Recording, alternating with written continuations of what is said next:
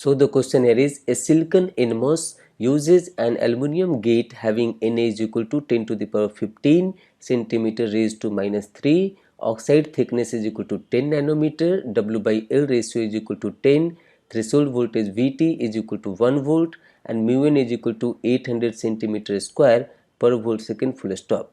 If VDS is equal to 0.5 volt and VGS is equal to 5 volt, the resistance between drain to source as a RDS is, fill in the blanks, ohm, and answer should be up to 2 decimal places full stop. Assume relative permittivity of oxide is 3.9. Now we'll see the detail of the solution. So as per the data given in the question, here it is given VDS is equal to 0.5 volt, VGS is equal to 5 volt and VT is equal to 1 volt.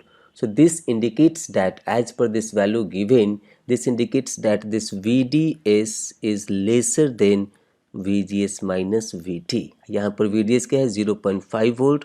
So this 0.5 volt is lesser than VGS है 5 volt minus VT is equal to 1 volt. So this is here 4 volt. इसका मतलब क्या है कि VDS 0.5 volt is lesser than VGS minus VT as a 4 volt. So this indicates that this NMOS is working into linear region. और यहाँ पे ये Na क्या दिया, so this is the substrate doping of this NMOS transistor. तो यहाँ पर हम लोग जानते हैं कि this indicates that it is working into linear region और इसको बोलते हैं हम लोग ट्रायोड रीजन भी.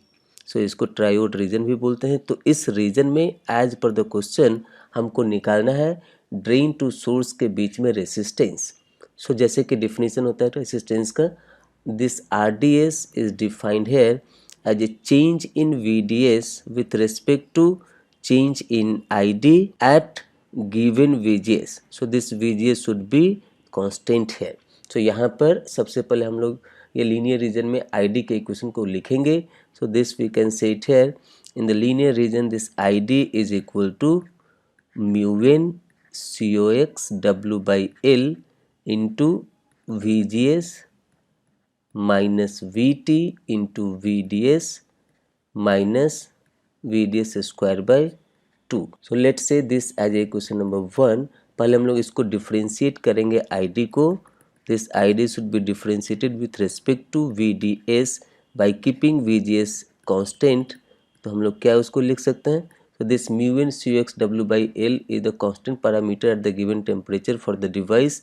So this is here mu n COX W by L is the constant term here, and here we need to differentiate this with respect to VDS. It means VGS minus VT will be also treated here as a constant. जैसे कि यहाँ पर भी हमने लिखा है कि VGS should be constant here.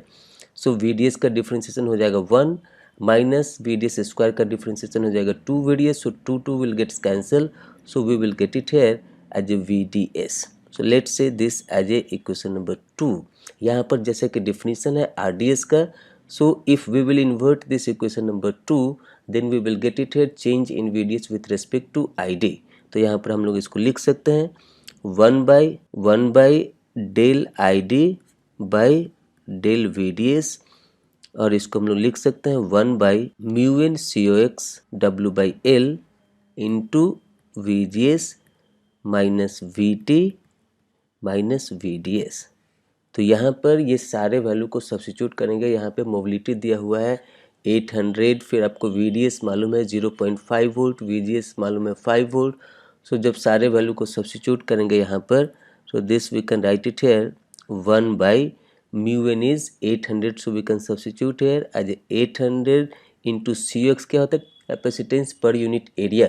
So this COX we can write it here as epsilon OX divide by TOX. यहाँ पे एप्सिलॉन OX क्या हो जाएगा, तो यहाँ पर एप्सिलॉन OX होता है this epsilon OX we can write it here as epsilon R into epsilon naught. तो यहाँ पर एप्सिलॉन R का वैल्यू दिया हुआ है 3.9, एप्सिलॉन नॉट हम लोग जानते हैं in terms of centimetre. So this we can write it here as epsilon R is 3.9 into epsilon naught का वैल्यू होता है 8.85 इंटू 10⁻⁻14 फैराड पर सेंटीमीटर. सो यहाँ पर इसको सब्स्टिट्यूट करेंगे और TOX हमारा यहाँ पर दिया हुआ है, it is in terms of nanometre. So we need to change this into centimetre. So here we can do this 10 into 10⁻⁹. So now it will become into the meter and here for this meter we need to change this into centimeter, so we can multiply this by 10 raised to 2। तो यहाँ पर COX आप calculate कर लेंगे, इसको यहाँ पर substitute करेंगे, फिर W/L का रेशियो दिया हुआ है 10, उसके बाद फिर यहाँ पे VGS हमारा दिया हुआ है, this VGS is 5 volt minus VT is 1 volt and VDS is 0.5 volt. So जब आप इन सारे वैल्यू को कैलकुलेट करेंगे, यहाँ पर इसको सब्स्टिट्यूट करेंगे COX के वैल्यू को इस पॉइंट पे, then we will get it here, this value will become here as a 103.47 ohm.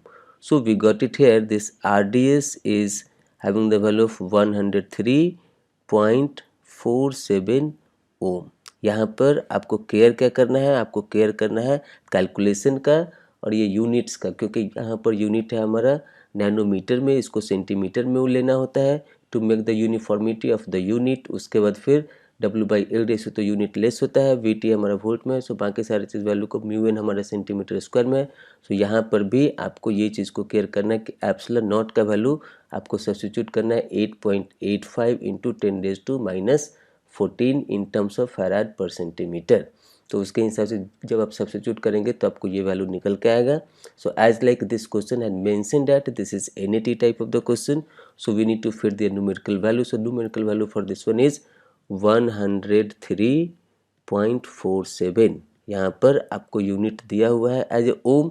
यहाँ पे ये इंटीग्रल पार्ट का वैल्यू 103 आपका एग्जैक्ट आना चाहिए। राइट साइड में जो हमारा डेसिमल पॉइंट के बाद जो फ्रैक्शनल पार्ट है, सो फ्रैक्शनल पार्ट का वैल्यू थोड़ा बहुत चेंज कर सकता है, that is permissible in this GATE exam because they are giving the range for this values.